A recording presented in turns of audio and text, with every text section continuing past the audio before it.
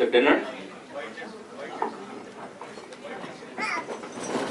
So we'll do a little bit of a catch-up on an award, and then I will have Mr. Kalicharan talk to us a little bit, share his thoughts, philosophies, experiences for a few minutes, and then we'll get on with the second half of the awards, right? So just as a catch-up a little bit, we missed an award earlier in the presentation for Subhash Jayaraman, Warriors. I believe he took Saurabh Kulkarni. So he took a 5-wicket haul, I believe, against Tigers. So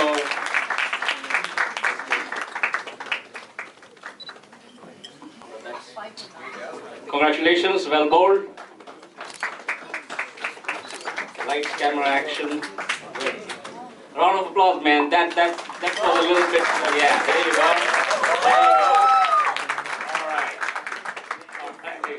All right. So with that said, Alvin, it's been a long time. I know you've been itching to speak.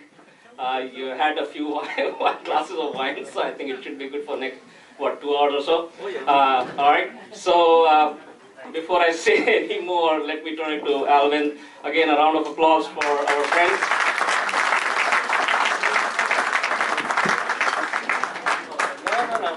Not a problem.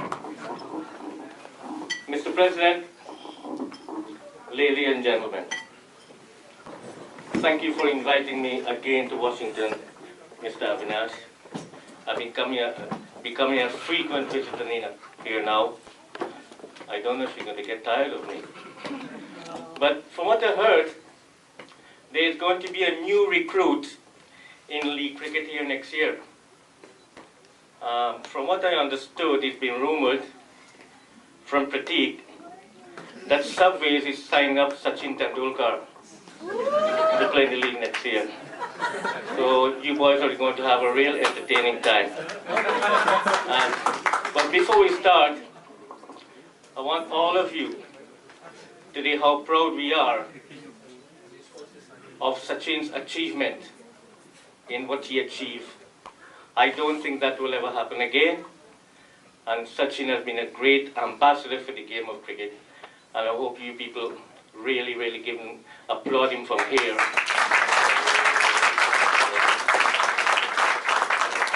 It's been great to see such wonderful things from Sachin. But from my side, I wish my grandfather is a culprit when that boat left India. I could have been a millionaire today with all the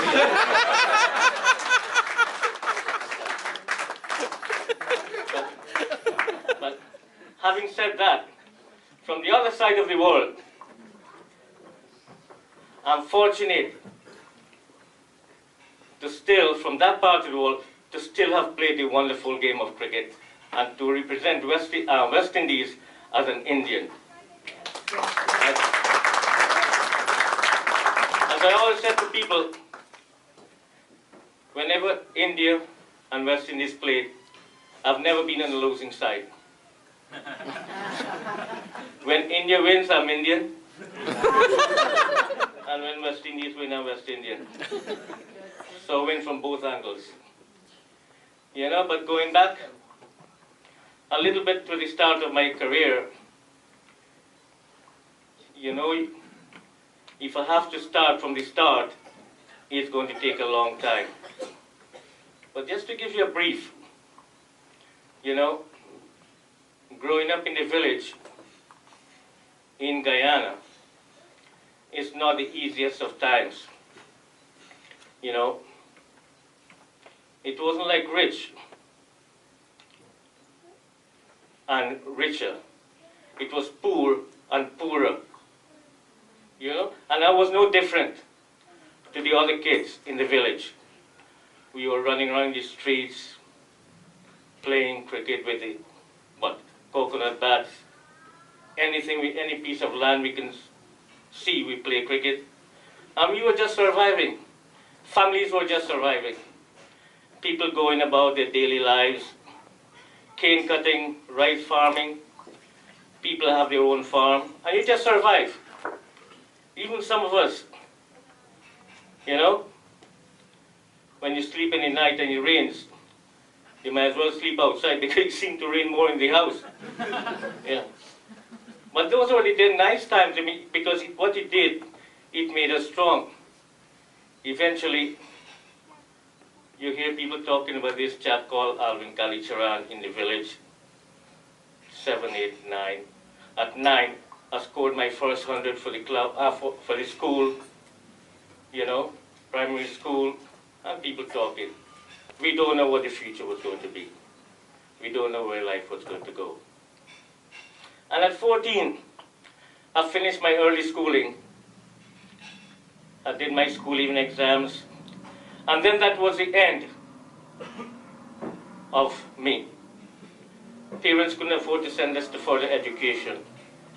And then one day I was working in the farm with my father.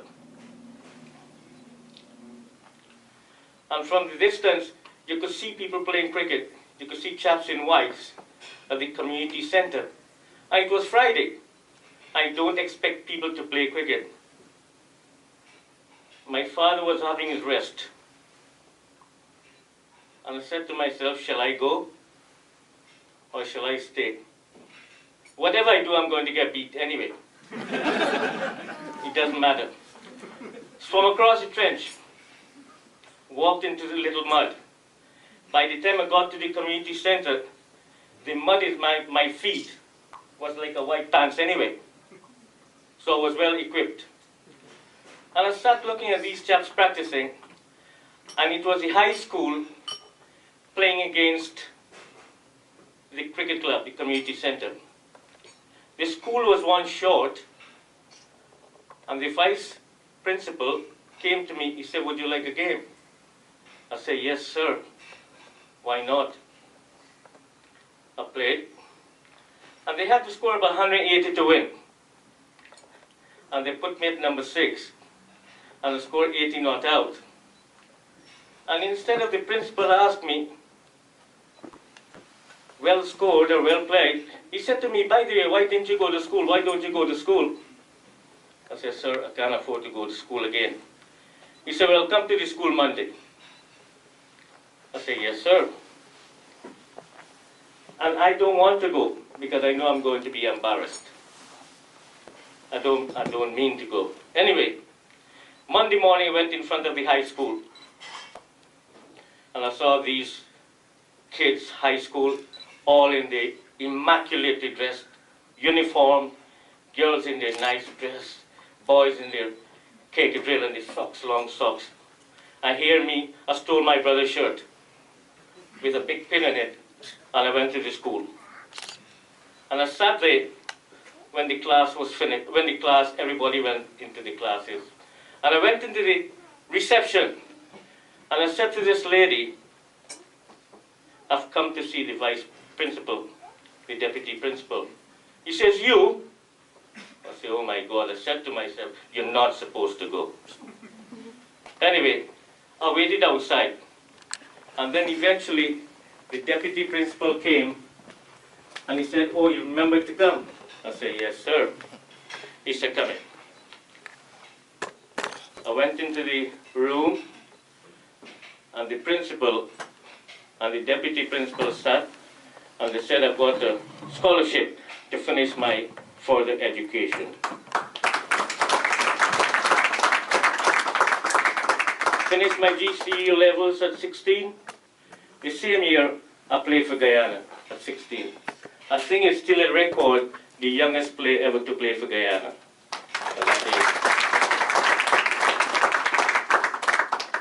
But getting picked for Guyana is one thing. Getting selection is easy, not a problem. How do I get from the village to the big city? Money was scarce.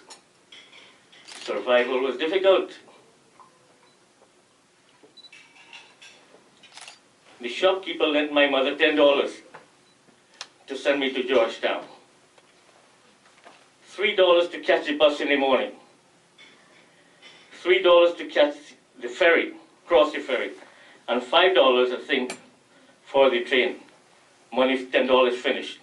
Now 3 o'clock in the morning to 10 o'clock in the morning, nothing to eat, and no money in your pocket. And all you do is sitting in the train, and people selling fish and bread and different things, and the smell hitting you, and you getting hungry. As a matter of fact, one lady, she bought 2 fish and bread, and she finished one, and then she cut the other one in 2 halves. I said, oh my God, she's going to give me half now. She put the half in her basket.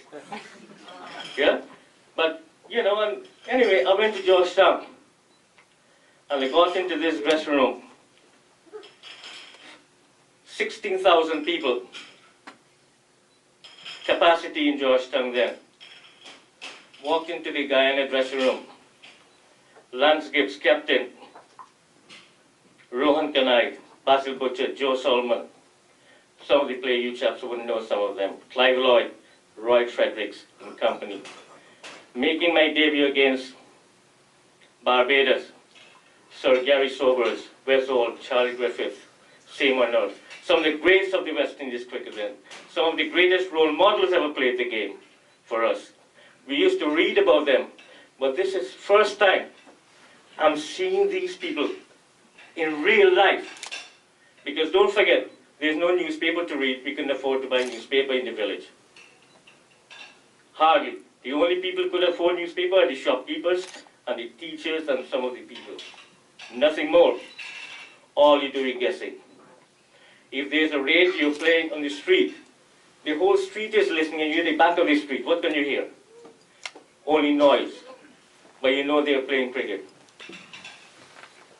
And I looked at these men and I said to myself, oh my God, this, I'm not turning back now.